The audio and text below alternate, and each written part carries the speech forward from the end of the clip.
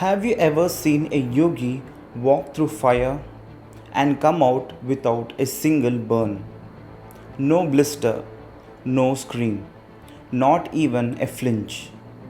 It almost looks unreal, like a trick. But what if it isn't?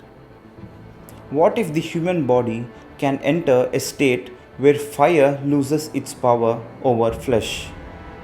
Stay with me till the end of this video, because once you understand what ancient yogis actually mastered, you'll realize fire was never the enemy. The real battle was always inside the human system.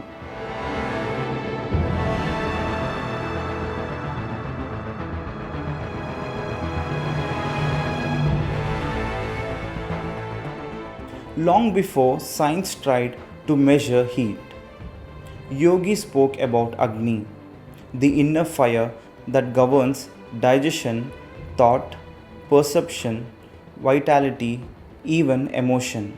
To them, the external fire outside and the internal fire within were not separate forces. They were reflections of the same cosmic principle. If you could balance your inner fire, they said, you could remain untouched by the outer. This wasn't metaphor.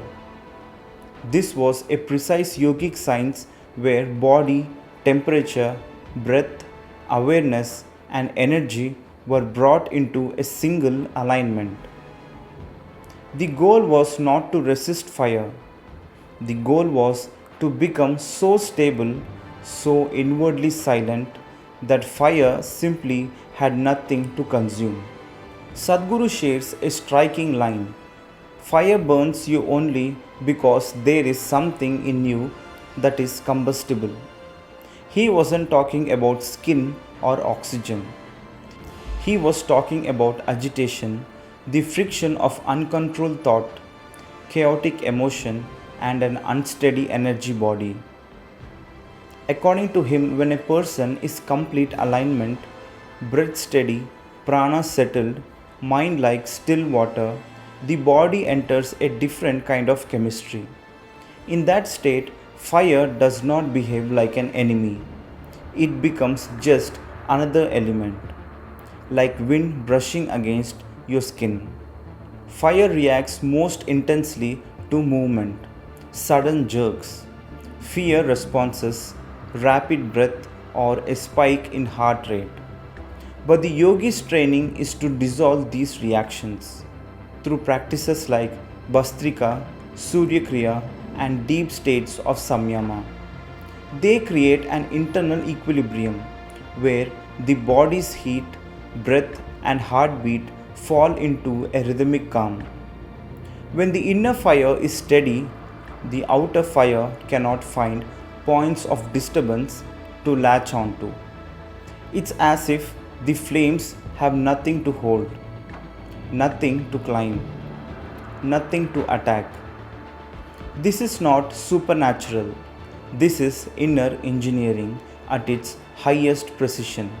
The chemistry of invisibility. Modern researchers studying Tibetan practitioners have recorded astonishing data. Body temperatures rising by several degrees at will. Sheets soaked in cold water drying on their backs in freezing climates. Heart rates slowing to levels doctors barely believed. This state is known as Tummo, the yoga of inner fire. In Indian yogic science, this is not an anomaly. It is a basic demonstration. When the fire within is fully under your conscious command, the body becomes an instrument, not a burden. And in that state, fire is simply heat, not danger. Most people don't realize this. But in the yogic view, fire burns. Fire burns emotion long before it burns skin. If you panic, flames leap higher. If you shrink back, heat intensifies. If your breath becomes erratic, the fire responds like a living creature sensing fear. A yogi reverses this cycle. Instead of reacting to fire, he lets fire react to him. A still mind cools the body. A slowed breath reduces metabolic heat. A balanced pranic system creates a shield like coherence around the skin. In that state, fire loses its aggression because the fuel of fear is gone. Behind it, there is a rare state described in ancient texts called Vahini Pravesha, entering the fire. It doesn't mean walking into a bonfire. It means entering a state where your prana is so stabilized, your awareness so expanded that elemental forces pass through you without friction. In mystic musings, Sadhguru hints at something similar when he says, "When you do not create resistance, even the fiercest elements pass over you gently." It's not about defeating fire, it's about dissolving the part of you that struggles against it. When the struggle is gone, the burn is gone. This is not a stunt, it is not a circus trick, it is not a way to prove spiritual superiority. A yogi attempts such mastery only when he was brought his body to an extraordinary level of stability, physically, mentally, energetically.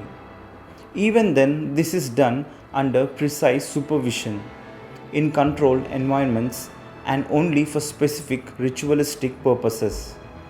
Because the point is not to inspire awe, the point is to demonstrate what human consciousness is capable of when it stops fighting the mechanics of life. Today, when someone walks on fire, people think it's psychology or crowd hypnosis or just signs of heat distribution. But true yogic fire mastery is none of these. It is not about endurance. It is about transcendence. It is a shift from reacting to existence to simply witnessing it. When you witness fire rather than resist it, the body settles into a posture the ancients call Vishranti, a relaxation so deep it borders onto the meditative void. In that void, heat touches you, but it does not claim you.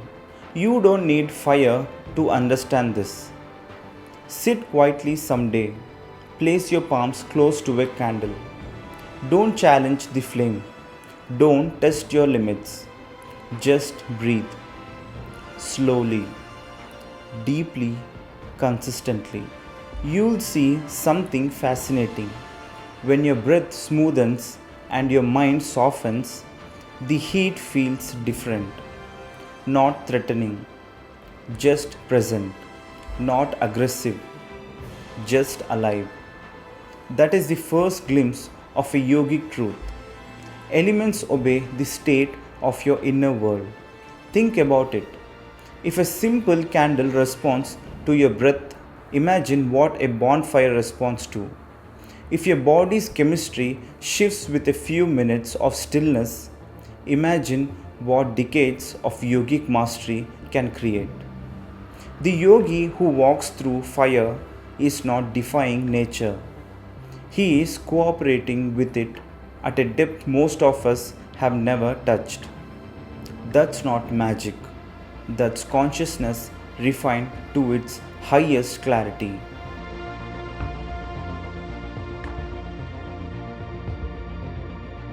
If this video changed the way you look at fire, energy, and the true capabilities of a human being, share it with someone who believes yogic sciences are mere mythology.